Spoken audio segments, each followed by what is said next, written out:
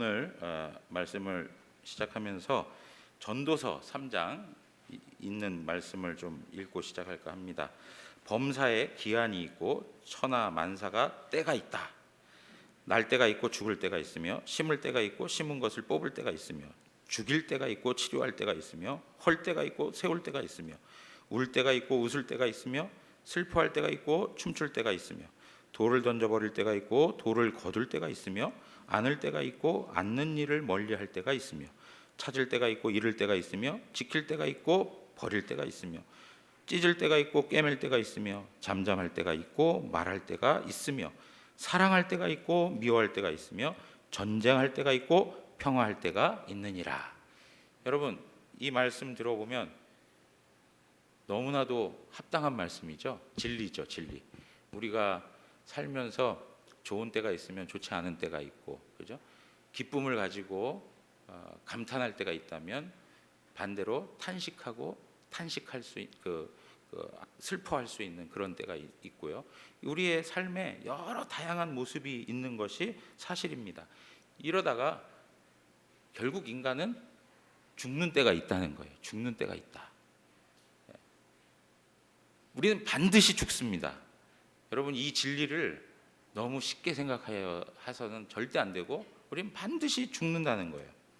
여러분, 오늘 본문의 내용을 보면 사라의 죽음에 대해서 설명하고 있습니다. 하나님의 부르심을 받고 하나님의 선택에 의해서 하나님 나라를 이루어가는 아브라함 가정에 죽음이 찾아온다. 이거 참 합당하지 않은 것처럼 느껴집니다. 그렇지만 우리가 말씀에서 우리에게 설명하는 것처럼 인간은 아담과 하와가 범죄한 이후에 누구든지 죽게 되어 있습니다. 누구든지 죽습니다. 죽음은 모든 이들에게 오는 거예요. 오늘 아브라함도 사라가 죽은 걸 통해서 정말 애통해했던, 그리고 슬퍼했던 그런 모습들이 2절에 나와 있습니다. 인간은 이렇게 이별해야 하는 안타까운 현실을 맞이하게 되는 거죠. 그래서 히브리서 9장 27절에도 한 번 죽는 것은 사람에게 정해진 것이요 그 후에는 심판이 있으리니 라고 말씀하고 있습니다. 여러분, 모든 사람들은 죽고 그 후에 심판이 있습니다. 그러나 성도가 생각하는 죽음은 다른 측면이 있습니다. 성도의 죽음에 대해서는 깊은 절망에 빠지지 않습니다. 아브라함이 사라의 죽음에 대해서 애통하고 슬퍼했지만 이것은 절망적이거나 그리고 완전히 이별한다라고 하는 인간의 그 안타까운 운명에 대해서 낙심하고 그리고 그 운명에 대해서 정말 감당할 수 없는 그런 아픔과 슬픔이 아닌 것입니다. 성도의 죽음은 다른 사람들의 죽음과는 완전히 다릅니다. 그래서 세상의 죽음은 완전히 이별을 하는 죽음이라고 말을 하죠. 그래서 영원한 이별 이렇게 이야기합니다. 그러나 성도가 죽는 것은 영원한 이별이 아닙니다. 성도가 죽는 것은 구원의 과정입니다. 여러분, 이거 굉장히 중요한 관점입니다. 성도의 죽음은 죽음으로 인생이 끝나는 게 아니고요. 성도의 죽음은 하나님의 구원을 이루는 과정이라고 하는 것을 믿어야 합니다. 성도의 죽음은 하나님이 주시는 영원한 세계와 영원한 상태를 얻기 위한 구원 역사의 과정이라고 하는 거예요. 여러분, 우리가 죽음을 당하게 되면 우리의 영혼은 하나님께로 가고 육체는 흙으로 가는 겁니다. 그러다가 예수 그리스도의 재림 때에 죽은 자들이 다시 살아나면서 새로운 육체를 입는 거예요. 그 새로운 육체는 더 이상 썩지 않고 변하지 않고 망가지지 않고 죽지 않는 영원한 육체입니다. 이것을 하나님으로부터 선물 받고 하나님이 예비하신 영원한 하나님의 나라에서 영생하는 것입니다.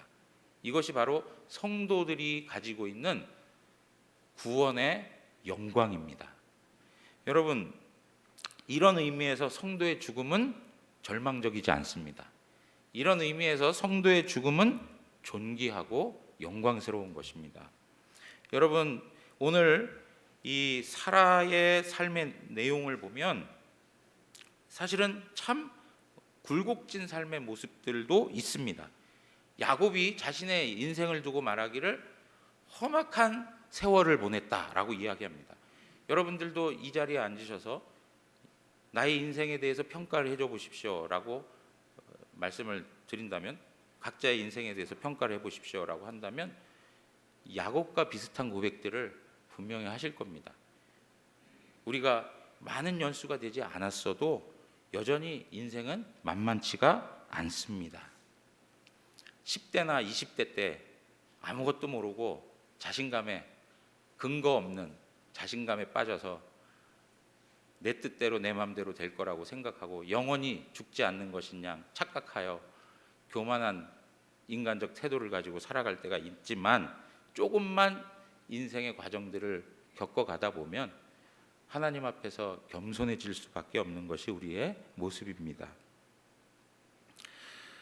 사람의 연수가 70이요 강건하면 80이다 라고 이렇게 말씀했습니다.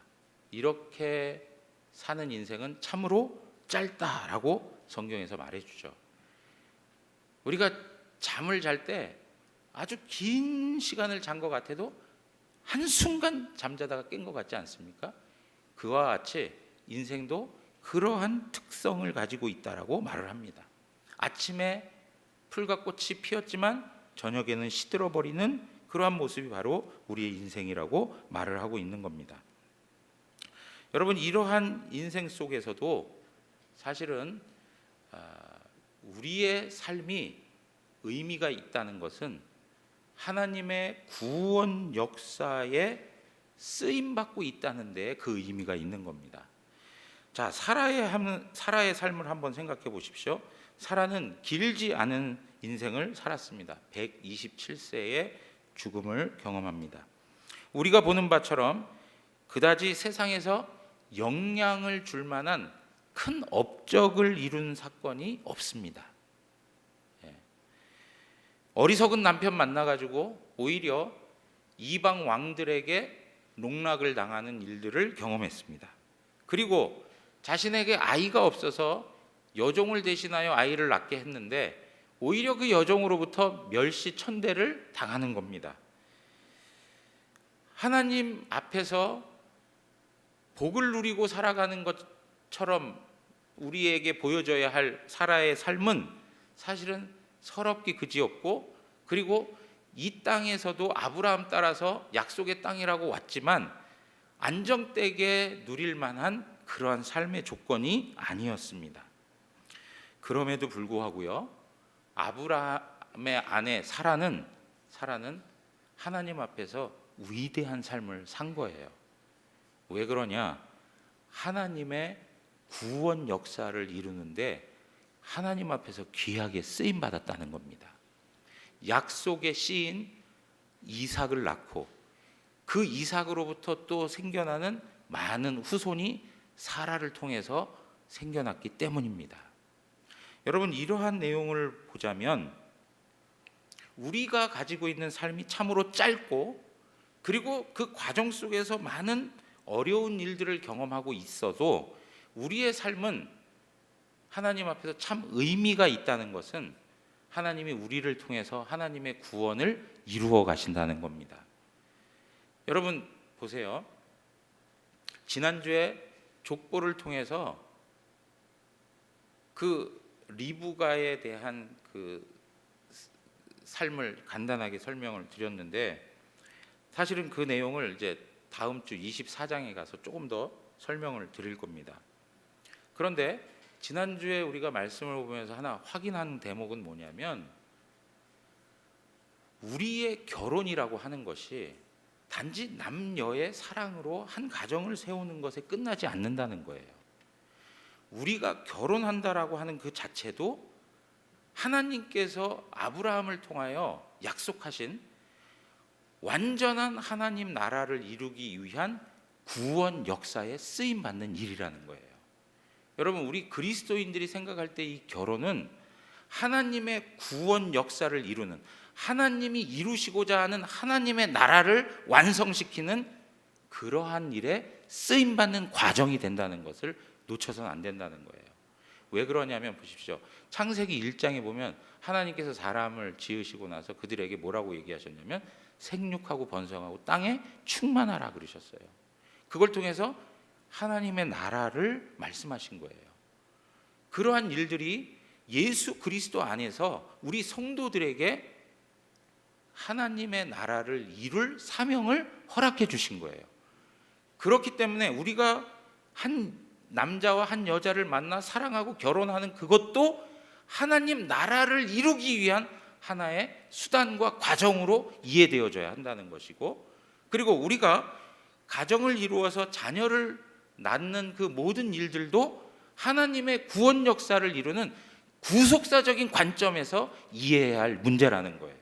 단지 그냥 인간적인 측면에서 우리의 후손들을, 그리고 우리의 행복을 위해서 자녀들을 낳고 기르고 그러는 것이 아니고 이 과정들을 통해서 하나님의 구원이 이루어지고 있다는 거예요.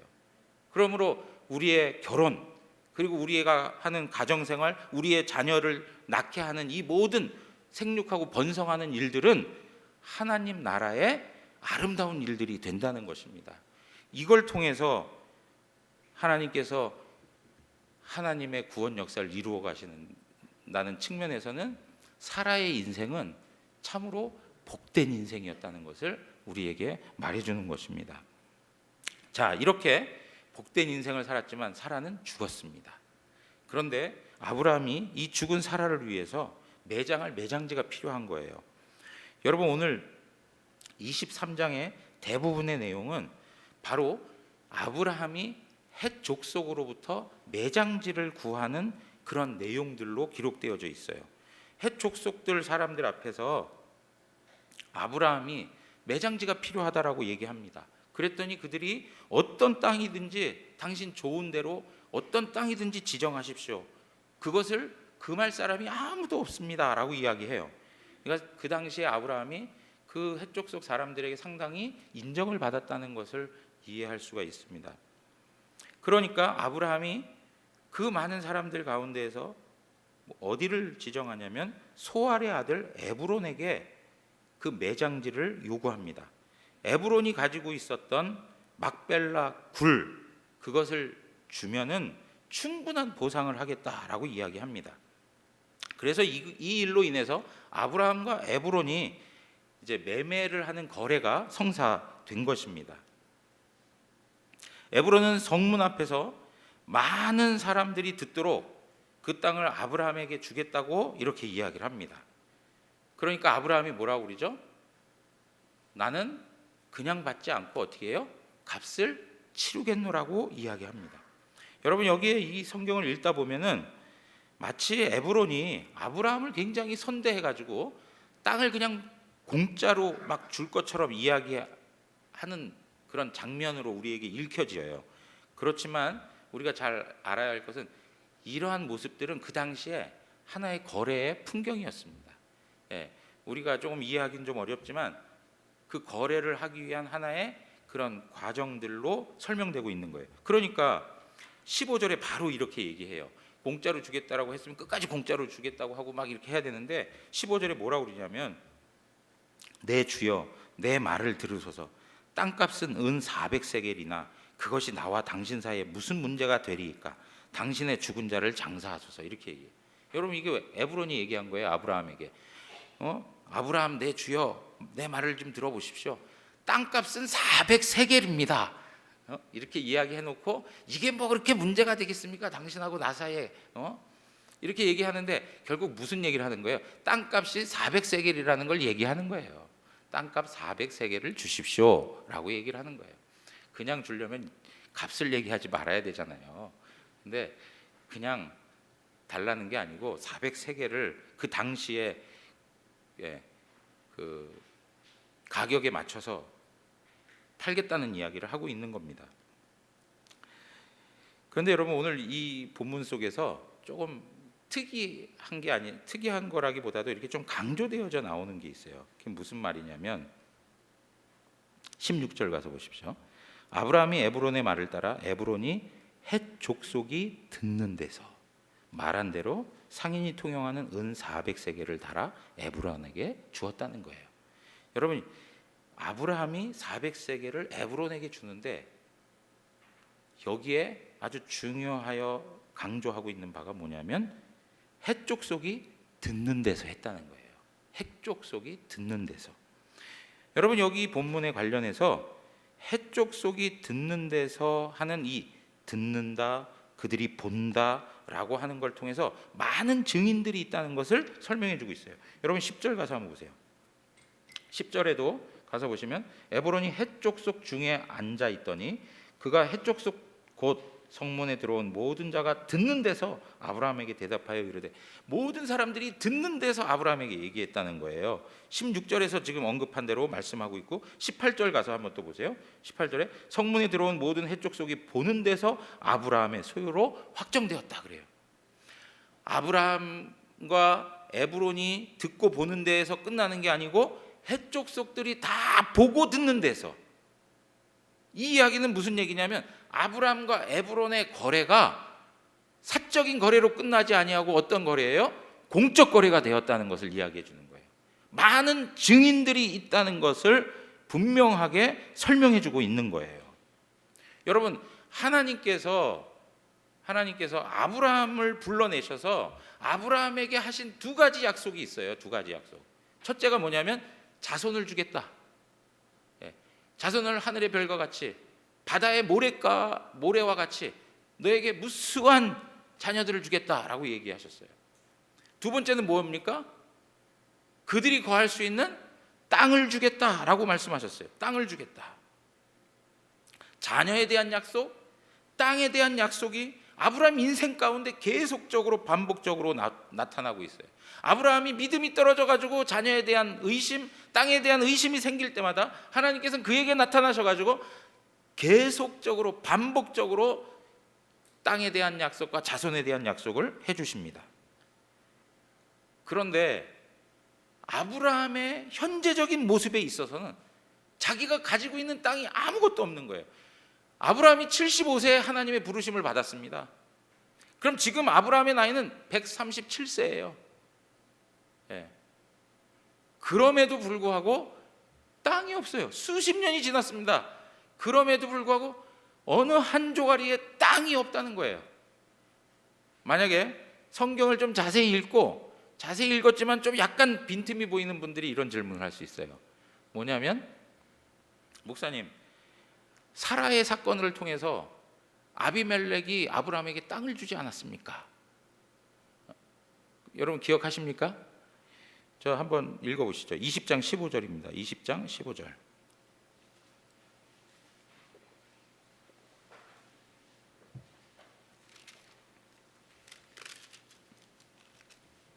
(20장 15절에) 보면 아브라함에게 이르되, 이거 지금 아비멜렉이 얘기하는 거예요. 사라의 일로 인해서 보상을 해주는 거예요. 아브라함에게 이르되 내 땅이 내 앞에 있으니 내가 보기에 좋은 대로 거주하라 하고. 여러분, 여기에서 아브라함에게 땅을 내어주면서 거주하라고 하는데 분명히 단서를 붙이죠. 뭐라고 얘기합니까? 자기의 땅이라고 분명히 얘기합니다. 내 땅이 내 앞에 있다는 거예요. 지금 아브라함은 아비멜렉을 통해서 땅을 얻어서 살고 있는 거예요. 새를 들어 사는 것처럼 그런 형편에 있는 거예요. 그러니까 지금 엄밀하게 따지자면 오랜 세월이 지났음에도 불구하고 아브라함이 가지고 있는 땅이라는 것이 없다는 거예요. 그런데 하나님께서 어떻게 해요? 하나님께서 이 땅을 사도록 하여 아브라함의 소유가 되게 하셨다는 거예요. 여러분, 성경은 아브라함이 이 땅을 자신의 소유로 삼은 거에 대해서 아주 강조해서 설명을 하고 있는 걸 볼 수 있어요. 여러분 25장 가서 보세요. 25장 9절 10절 가서 보시면 9절 그의 아들들인 이삭과 이스마엘이 그를 마므레 앞 헷 족속 소알의 아들 에브론의 밭에 있는 막벨라 굴에 장사했으니, 아브라함이 죽어서 이삭과 이스마엘이 아브라함을 막벨라 굴에 장사하였다는 거예요. 10절, 이것은 아브라함이 헷 족속에게 어떻게 한 거예요? 산 밭이라. 아브라함과 그의 아내 사라가 거기 장사되었다라고 얘기해요. 아브라함이 산 밭이에요. 아브라함이 산 밭. 이것을 야곱이 자신이 이제 죽을 날이 다 되어가지고 자손들을 모아놓고 유언을 할 때에도 이야기를 하고 있어요. 49장 29절에 가서 보시면, 그가 그들에게 명하여 이르되 내가 내 조상에게로 돌아가리니 나를 햇사람 에브론의 밭에 있는 굴에 우리 선조와 함께 장사하라. 여러분, 지금 야곱은 지금 어디 살고 있습니까? 네? 지금 애굽에 머물고 있는 거예요. 애굽에 머물고 있는데 자기는 자기 조상들에게 돌아가겠다는 거예요. 어떤 곳으로 돌아가게 해야 된다는 거예요? 에브론의 밭에 있는 굴에 우리 선조와 함께 장사돼야 된다는 거예요. 그러면서 30절, 이 굴은 가나안 땅 마므레 앞 막벨라 밭에 있는 것이라 아브라함이 햇사람 에브론에게서 밭과 함께 어떻게 했어요? 사가지고 그의 매장지로 삼았다는 거예요. 샀다는 거. 그리고 거기에 아브라함과 그의 아내 사라가 거기 장사되었고, 이삭과 그의 아내 리브가도 거기 장사되었고, 나도 레아를 그곳에 장사하였노라. 32절에 이 밭과 거기 있는 굴은 햇사람에게서 어떻게 한 거라고요? 산 것이라는 거예요. 여러분, 여기서 자꾸 샀다라고 하는 걸 왜 이렇게 강조할까요? 이것이 아브라함과 그의 후손들의 것임을 더욱더 확증하는 표현들인 거예요. 햇사람이 보는 데에서, 듣는 데에서 공적인 거래를 거쳐서 아브라함의 소유로 확정해버린 거예요. 그런데 그것이 세월이 지났지 않습니까? 지금 그럼에도 불구하고 지금 아브라함의 후손들이 가나안이 아닌 지금 애굽 땅에 머물러 있는 이 순간에도 아브라함이 샀던 그 땅만큼은 누구의 것이라는 거예요? 우리의 것이라는 것을 주장하고 있는 거예요. 우리의 것이다. 여러분, 이렇게 막벨라 굴, 사실은 이것은요, 아브라함의 입장에서 보면은 너무나도 감격스러운 일인 거예요. 여러분, 오늘 아브라함이 23장에 뭐라고 표현하고 있냐면, 자신을 두고 이야기하면서 23장 4절에 뭐라고 이야기합니까? 나는 당신들 중에 나그네요 거류하는 자이니 당신들 중에서 내게 매장할 소유지를 주십시오라고 얘기해요. 자기 자신을 뭐라고 표현하고 있어요? 나그네라고 표현하고 있어요. 나그네. 아직도 안정된 거주민으로서의 권리가 없어요. 객이에요. 나그네예요. 자신의 것이 아무것도 없는 그런 상태에 있는 거예요. 하나님께서는 그에게 수없이 반복적으로 약속은 하셨어요. 그런데 실질적으로 자기가 누리는 조금의 땅덩어리도 없어요. 이러한 때에 하나님께서는 어떻게 하신 거예요? 사라의 죽음을 두고 그것을 통해서 하나님께서는 막벨라 굴이 있는 그 밭을 사게 하신 거예요. 그러니까 이 아브라함이 막벨라 굴을 사들인 것은 하나님이 아브라함에게 약속하신 그 약속에 대한 뭘까요? 믿음의 고백인 거예요. 하나님께서 나에게 가나안 땅을 주시겠다라고 하신 그 땅을 하나님께서 주신 것이며, 그리고 앞으로도 그것을 우리의 자손들에게 허락해 주실 것이다 라고 하는 믿음의 고백이 되는 거예요. 막벨라굴을 사들이는 것은 믿음의 고백이 된다라고 하는 이 의미를 놓치지 말아야 할 것이죠. 근데 여러분, 이러한 것과 유사한 또 다른 이야기가 전개됩니다. 예레미야의 시대예요. 예레미야의 시대는 어떤 시대입니까? 이스라엘이요, 완전히 타락해가지고 이제는 하나님의 백성으로서의 영적인 수준과 상태가 아니에요. 그러니까 하나님께서 선지자들을 보내셔가지고 너희가 회개하고 돌이키라고 계속 얘기해요. 돌이키면 좋잖아요. 회개하면 좋잖아요. 근데 회개하지 않아요. 자기 자신들이 뭘 잘못하고 있는지, 하나님 앞에서 어떤 영적 상태에 있는지 깨닫지 못해요.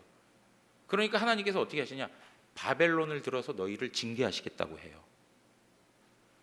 그러니까 예레미야가 등장해가지고 야 자꾸 애굽한테 기대고 그래가지고 바벨론하고 대항하려고 하지 말아라. 그냥 우리가 하나님 앞에 범죄한 것이 너무 많아서 하나님이 이 바벨론을 통해서 우리를 징계하시는 거야. 그러면 하나님의 그 주권과 하나님의 섭리 속에 그걸 받아들이고 하나님 앞에서 정말 고통스럽지만 우리가 그 모든 과정을 거쳐서 우리의 마음이 하나님께로 향해야 된다. 우리 하나님께로 돌아가야 된다. 그리고 하나님이 이 역사를 주관하는 그것에 대해서 항거하지 말고 그대로 순응해 가라 라고 이야기하죠. 그래서 순응하라는 게 뭐예요? 바벨론에 그들이 공격할 때 그냥 항복하라는 거예요. 그리고 포로로 끌려가라는 거예요. 그 징계를 다 담당하라는 거예요. 바벨론에 의해서 완전히 포위를 당하고 멸망을 당하는 그때에 하나님께서 예레미야에게 임하여서 말씀하시는 거예요. 뭐라고 말씀하시냐? 7절에 가서 보세요. 보라, 내 숙부 살룸의 아들 하나멜이 내게 와서 말하기를 너는 아나돗에 있는 내 밭을 사라. 이 기업을 물을 권리가 네게 있느니라 하리라 하시더니 9절 내 숙부의 아들 하나멜의 아나돗에 있는 밭을 사는데 은 70세겔을 달아 주었다. 여러분 지금 보세요. 망하는 나라예요. 국권이 상실되고 자기 것을 주장할 수 없는 그런 현실이에요. 그런데 거기에서 땅을 사들인다. 그 의미가 있습니까? 제가 미국에 있을 때 우리 장로님 중에 한 분이 북한에 있는 그 땅 토지 대장을 아직도 갖고 계시다고. 그래서 그 뭡니까?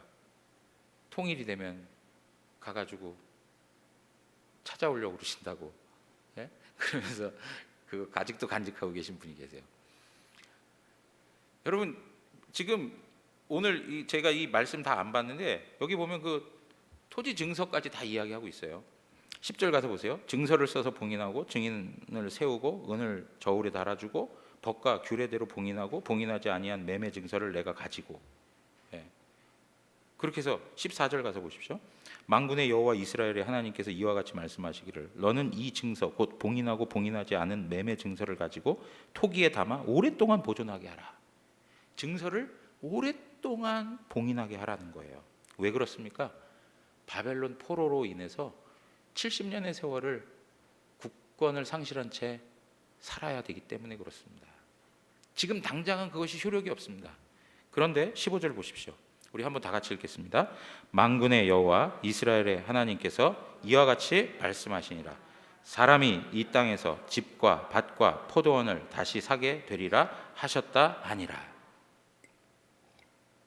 여러분 뭐라고 얘기하고 있습니까? 이 땅에서 집과 밭과 포도원을 다시 사게 되는 날을 하나님이 허락해 주시겠다는 거예요. 무슨 얘기입니까? 하나님께서는 지금 이 땅이 멸망을 당하여서 황폐하게 되고 아무런 권리를 주장할 수 없고 정상적인 삶을 살아갈 수 없는 그러한 처지에 있지만 하나님은 이 백성과 이 땅을 다시금 회복시키실 것이며 구원하실 것이다 라고 하는 것을 말씀해 주고 있는 거예요. 하나님이 그 백성을 구원하시고 하나님이 그 땅을 다시 회복시키실 것에 대한 확증을 주시기 위해서 예레미야에게 그 땅을 사도록 하신 거예요. 예레미야가 그 땅을 삼으로 하나님께서 반드시 약속하신 대로 이 땅을 회복시키실 것이고 그 백성들을 이 땅으로 돌아오게 하실 것이다 라고 하는 하나님의 구원 역사가 우리 가운데 이루어질 것을 믿음으로 바라본 거예요. 그래서 산 거예요. 그래서 여러분 이와 똑같은 거예요. 지금 아브라함이 막벨라구를 사들인 것이 바로 이러한 의미를 가지고 있는 거예요. 믿음에 대한 고백이에요. 하나님이 약속하신 것, 하나님이 그 백성들에게 주시겠다고 했던 그것에 대해서 믿음으로 그것을 사들인 거예요. 그것뿐만 아니고 이제 앞으로 다 하나님께서 자신에게 그 후손들에게 주실 것을 바라보고 믿음의 행위를 가졌던 거죠. 여러분, 그래서 히브리서에서는 이러한 것을 두고 이렇게 말하는 거예요. 11장 13절에서 16절인데, 이 사람들은 다 믿음을 따라 죽었으며 약속을 받지 못하였을 때 그것들을 멀리서 보고 환영하며 또 땅에서는 외국인과 나그네임을 증언하였다. 여러분, 아브라함이 내가 나그네입니다 라고 얘기하지 않습니까? 그럼에도 불구하고 하나님이 약속하신 것을, 그 실체를 받지는 못했어요. 그러나 그 약속을 바라보면서 그것을 기뻐하고 그것을 믿음으로 살아가고 있는 거예요. 그래가지고 어떻게 합니까? 14절, 그들이 이같이 말하는 것은 자기들이 본향 찾는 자임을 나타냅니다. 본향을 추구하고 살아가는, 나의 참다운 고향, 내가 가야 할 그곳을 향하여 바라보고 나가는 사람들이에요. 자, 15절 보십시오. 그들이 나온 바 본향을 생각하였다면, 그들이 나온 본향, 갈대아 우루, 그것을 생각하였다면 돌아갈 기회가 있었으려니와 그들이 이제는 더 나은 본향을 사모한다 그래요. 더 나은 본향을 사모하니 곧 무엇입니까? 하늘에 있는 것이라. 하늘에 있는 것이라. 여러분, 아브라함은 나그네였고 외국인이었습니다. 그럼에도 불구하고 하나님께서 약속하신 그 땅을 하나님이 주실 것을 믿음으로 바라보며 막벨라 굴을 400세겔을 지불하면서 사들였어요. 이것은 아브라함이 가지고 있는 믿음을 우리에게 보여주고 있는 거예요. 여러분, 이러한 내용들을 보면서 우리의 삶에 적용해 볼 필요가 있어요. 무엇이냐? 하나님께서 오늘날 우리에게 약속하신 바가 무엇이 있느냐라고 하는 거예요. 하나님이 오늘 우리에게 약속하신 게 무엇이 있을까요? 하나님이 우리에게 약속하신 것이 있다면 우리가 부활하고 영생하여 완전한 하나님 나라에서 영원히 거하게 된다는 것입니다. 우리가 부활하고 영생하여, 여러분 앞에서 말씀드렸습니다. 사라의 죽음을 통해서 우리 인간은 다 죽습니다. 그러나 성도의 죽음은 다르다라고 말씀하신 이유가 무엇입니까? 우리에게 있어서는 부활이 있고 영생이 있고 하나님의 나라가 있기 때문에 그렇습니다. 그런데 이것을 무엇을 통해서 보여주셨습니까? 막벨라 굴은 무덤굴이었습니다. 마찬가지로 하나님께서는 우리에게 예수 그리스도가 죽었다가 살아나셔서 빈 무덤이 된 것을 보여주심으로 우리에게 하나님께서 약속하신 바를 이루실 것을 확증시켜 주신 것입니다.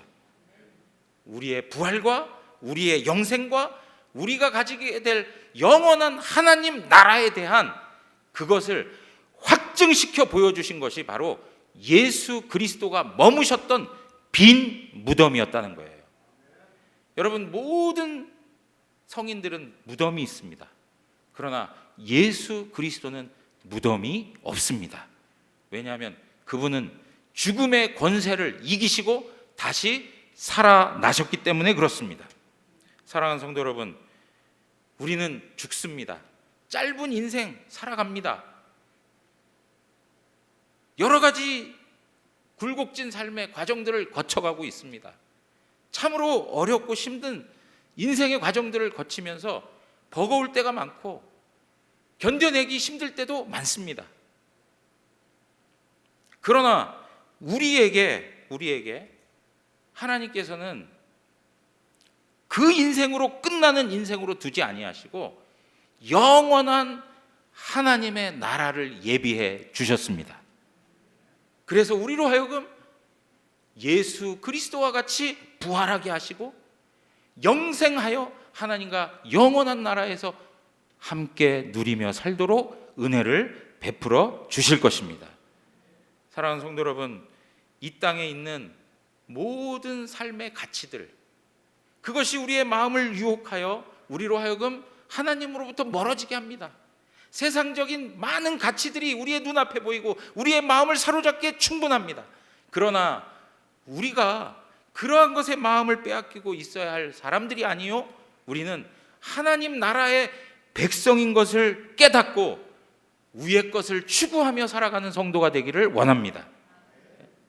여러분, 예수 그리스도의 부활이 있다는 것은 모든 것을 다 상대화시킬 수 있는 거예요.